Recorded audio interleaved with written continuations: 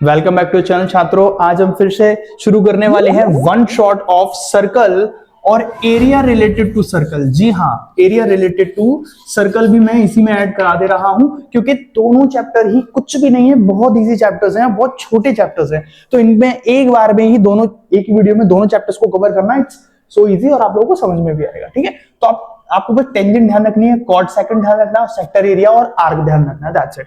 तो पहले हम समझते हैं टेंजेंट क्या होती है। तो बेटा ये एक सर्कल है, ठीक। अब यहां मैंने कहीं पॉइंट दे दिया, अब यहां से इस पॉइंट से एक लाइन जा रही है और इस सर्कल को एक पॉइंट पर टच करती हुई जा रही है, इसी को बोलते हैं पॉइंट ऑफ कांटेक्ट। अब यहां टच करती हुई जा रही है तो बेटा इसी को मैंने नाम दे दिया P और Q। तो इसी को बोलेंगे, मैं PQ को बोलूंगा क्या, इसी को बोलते हैं टेंजेंट। ठीक है, इसको बोलते हैं टेंजेंट।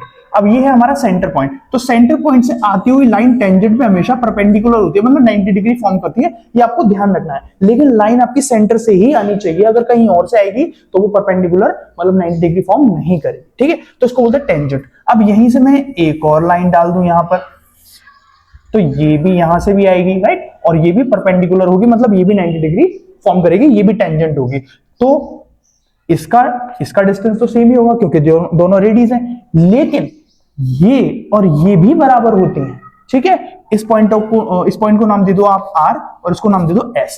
तो PR और PS ये दोनों टेंजेंट्स बराबर होंगी, आउटर साइड पॉइंट पे आ रही हैं। इसको हम प्रूव भी कर सकते हैं। देखिए यहां से बीच से आप एक लाइन खींचेंगे, ठीक है, तो ये 90 डिग्री, ये 90 डिग्री, ये वाली साइड और ये वाली साइड, और बीच से ये वाली साइड कॉमन ले लो, OP कॉमन ले लो, तो ये किससे, RHS से ये प्रूव हो जाता है।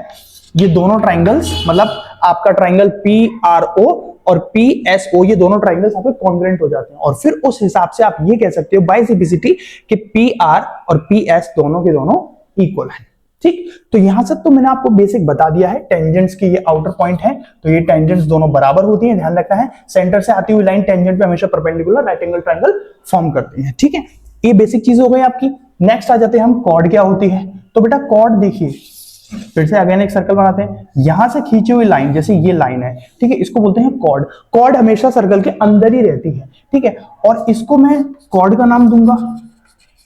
ठीक, और दूसरा पॉइंट था सेकंड। तो सेकंड होती है जो बीच से निकल जाए, आर पार हो जाए, बिल्कुल आर पार निकल जाए। ठीक है, तो इसको मैं बोलूंगा बेटा ये सेकंड है।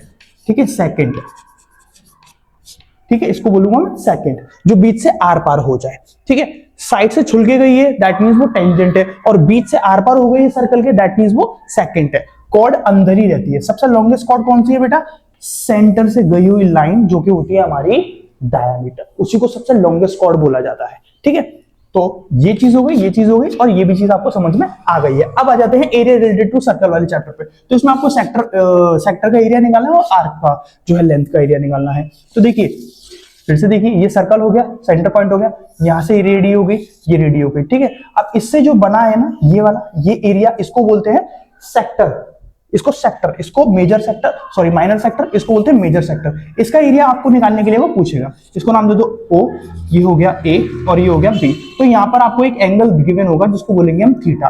ठीक है, तो अब ये एरिया है, राइट, इसका एरिया निकालना है, तो सर्कल के एरिया में से ही इसको यूज करेंगे। कैसे, हम लिखेंगे, फॉर्मूला लिखेंगे थीटा अपॉन 360। अब थीटा क्या होगा, जो भी यहाँ एंगल गिवन होगा वही होगा, मल्टीप्लाई विद सर्कल का एरिया क्या होता है, पाई आर स्क्वायर। बस ये आपका बेटा सेक्टर का एरिया निकालने का फॉर्मूला हो गया। सेक्टर का एरिया आपका ऐसे निकलेगा। ठीक है, theta upon 360 multiply by pi r का स्क्वायर। नेक्स्ट इज, अगर हमें मान लो आर्क निकालनी है, जैसे मुझे ये AB की आर्क निकालनी है, तो ये AB की जो आर्क है ये तो इसके सर्कमफ्रेंस में, तो उसमें फिर फॉर्मूला क्या होगा, तो फिर से अगर हम यही यूज कर सकते हैं, थीटा अपॉन 360। अब इसका सर्कल के एरिया से कोई लेना देना नहीं है, अब इसका सर्कमफ्रेंस से लेना देना है, तो यहां रखेंगे 2 पाई आर। अब ये आर क्या है, इससे फेमिलियर है, रेडियस होता है, राइट, और थीटा जो आपको गिवन होगा यहां पर 360 यहां पर हमें रखना पड़ेगा।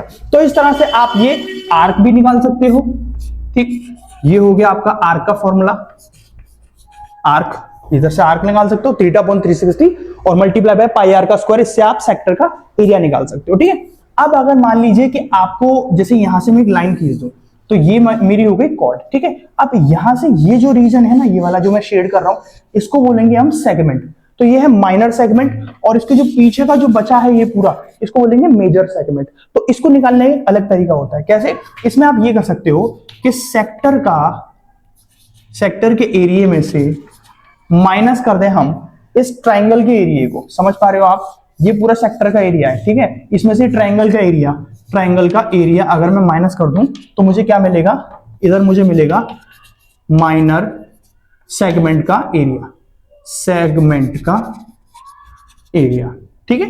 सेक्टर के एरिया में से माइनस करूंगा ट्राइंगल का एरिया, तो उससे मुझे माइनर सेगमेंट का एरिया मिलेगा, ठीक है। ये आपको ध्यान में रखना है, समझना है। बहुत इजी सी चीज है यार, बिल्कुल भी मुश्किल नहीं है। So this was your chapter only, बस इसमें इतना ही करना है। और बेसिक चीजें हैं जैसे कि सर्कल का एरिया क्या होता है, ठीक है, और सरकमफ्रेंस क्या होता है, तो ये तो हमें पता ही होगा। देखिए एरिया जो पूरे सर्कल का होता है, जैसे ये हो गया, ये पूरे सर्कल का ये पूरा जो होता है इसको एरिया बोलते हैं, जो होता है पाई आर का स्क्वायर। और ये बाउंड्री ये कितनी लंबी है बाउंड्री, इसको बोलेंगे हम सरकमफ्रेंस, तो वो होता है 2 पाई आर। That's it. ये बेसिक फॉर्मूले हैं जो हमारी 7th 8th क्लास में बहुत बार आ चुके हैं। So this was your chapter, simple सा चैप्टर था, आप प्रैक्टिस करिएगा, आ जाएगा बस। Thank you so much for watching this video, I hope you like it. और ऐसे ही वन शॉट के साथ हम जल्दी मिलेंगे। Till then take care, bye bye, keep practising.